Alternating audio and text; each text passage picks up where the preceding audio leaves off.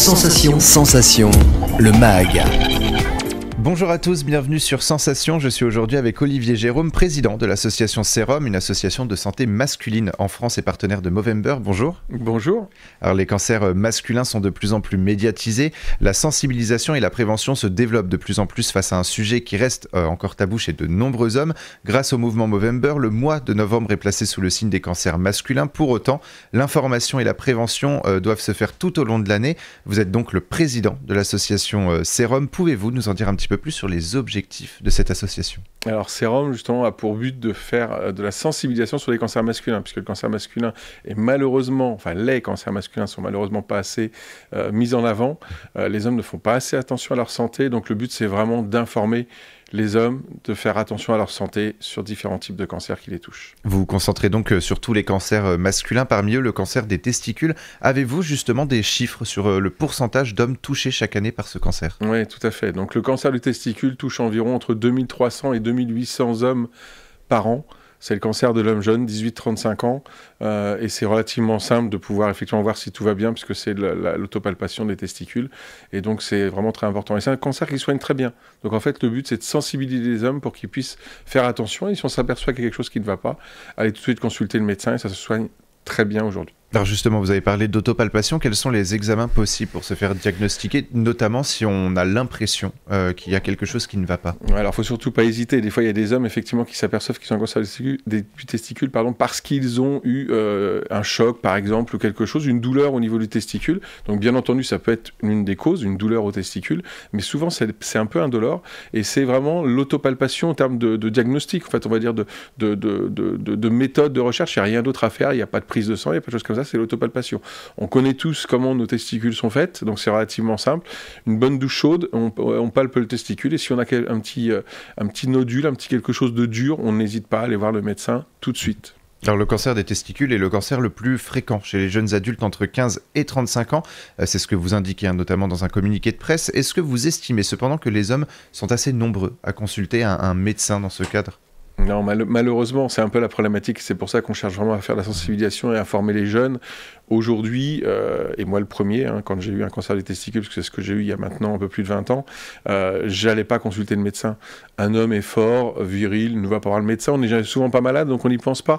Et en fait, c'est important de faire passer ces messages-là. Un homme peut aller voir le médecin et doit aller voir le médecin. Bien sûr, pas forcément pour tout et n'importe quoi, mais dès qu'il y a quelque chose, effectivement, d'un peu anormal, ne pas hésiter. Sauf que là, ça concerne le testicule, quelque chose qui est relativement intime, qui représente aussi la masculinité au niveau de l'homme. Donc, l'homme a beaucoup de mal à aller voir le médecin. Et puis, l'autopalpation, on se la fait, ou alors le médecin peut la faire pour nous et vérifier que tout va bien. C'est un tabou, finalement, qui empêche les hommes de faire attention. C'est vraiment un tabou, et c'est ça la problématique, c'est que personne n'en parle vraiment, ou trop peu. Et donc, les hommes, quand ils s'en aperçoivent, c'est souvent trop tard. Alors on sait que le cancer des testicules existe, mais les hommes, donc on l'a dit, sont assez peu informés sur la question. Est-ce qu'il existe des symptômes? Quels sont-ils? Est-ce qu'on peut le soigner s'il est diagnostiqué à temps? Quels sont les risques si les hommes ne consultent pas suffisamment un médecin sur la question? Vous avez répondu finalement à toutes ces questions. Mais est-ce que au sein de votre association, vous êtes justement en capacité de donner toutes les informations aux hommes qui se posent des questions et même à leurs proches? Ouais, donc je pense qu'aujourd'hui, en fait, on a beaucoup d'appels. On a un centre d'écoute, d'ailleurs, avec des numéros de téléphone pour se faire appeler. On va dire, on a beaucoup d'informations, surtout un vécu, et je pense que c'est important. On n'est pas là pour remplacer les médecins, on travaille avec des médecins main dans la main pour accompagner éventuellement des jeunes qui se posent des questions, ou leur entourage, parce que souvent c'est l'entourage qui appelle, c'est même pas la personne concernée qui ose peut-être pas trop en parler, c'est l'entourage. Donc oui, beaucoup d'informations sur ça, et surtout quelque chose de simple, d'aller voir le médecin, quelque chose qui va pas, tout simplement. Et quelles sont vos actions de sensibilisation, justement, pour toucher le plus d'hommes possible? Alors aujourd'hui, et depuis maintenant quelques années, je crois qu'on a sorti des spots de sensibilisation qui s'appellent Un vrai film de boule. Donc ça avait pas mal marqué les esprits à l'époque. C'était en 2018, le tout premier. Donc sur le bowling, enfin la première c'était la pétanque. Donc un vrai film de boule, bien entendu, ça fait parler, mais c'était le but, sur les réseaux sociaux aussi, des choses comme ça. Donc de faire un petit spot qui durait entre 30 secondes et 1 minute pour pouvoir faire parler des cancers masculins. où c'était des équipes qui jouaient la première, pardon, c'était la pétanque, et un deuxième, il y a 2 ans après, sur le bowling, et donc des gens qui jouent et qui se disent bah, attention, fais gaffe à tes boules, etc. C'est un moyen effectivement humoristique, parce qu'on pense aussi que la sensibilisation, surtout chez l'homme jeune, peut se faire via les réseaux sociaux, bien entendu, mais aussi de façon humoristique, pour dédramatiser un petit peu les choses, et souvent c'est ce qui a fait parler, parce que ça a été repartagé, et avec les 2 spots qu'on a dû faire, on a touché quasiment à chaque fois entre 3 et 5 millions de personnes.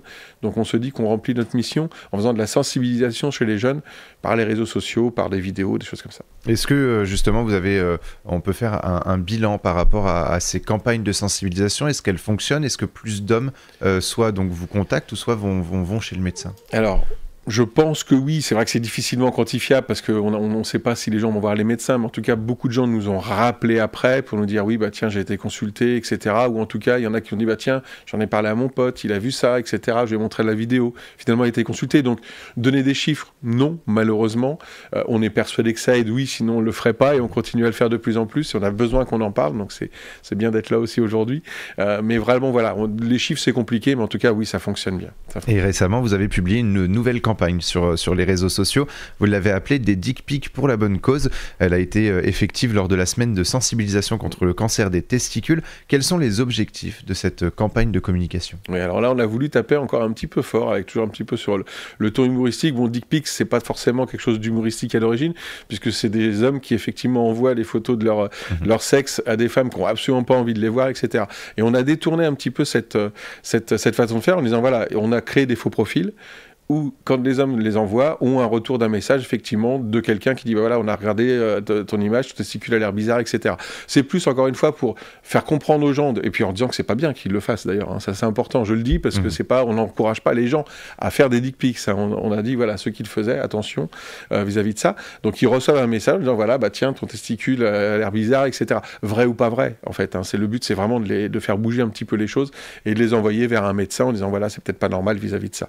Et donc le but, c'est aussi d'en faire parler, puisque c'est aussi une campagne de sensibilisation à la fois, puisque ça fait réagir beaucoup de monde, hein. C'est devenu une campagne d'ailleurs au niveau international et ça a été repris par beaucoup d'autres médias étrangers. D'ailleurs, moi j'étais assez étonné de ça. Et donc voilà, ça a touché, là c'est pareil, je pense plusieurs millions de personnes. C'est difficilement quantifiable aussi, mais en tout cas, oui, ça marche bien. Donc c'est voilà, de toute façon une campagne qui a porté ses fruits. Le but, c'est de faire parler effectivement du cancer du testicule et on y arrive. Voilà. Et on a parlé essentiellement du cancer des testicules, mais les hommes sont confrontés à d'autres cancers.